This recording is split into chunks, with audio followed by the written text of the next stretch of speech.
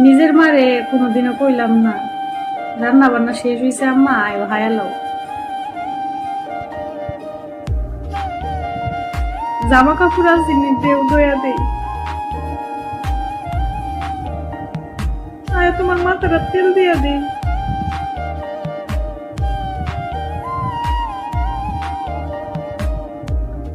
এরপরও মার কোনো অভিযোগ ছিল না, কিন্তু পরের মারে এতগুলো এত কিছু কই দেওয়া, কোনো নাম নাই, কোনো নাম নাই।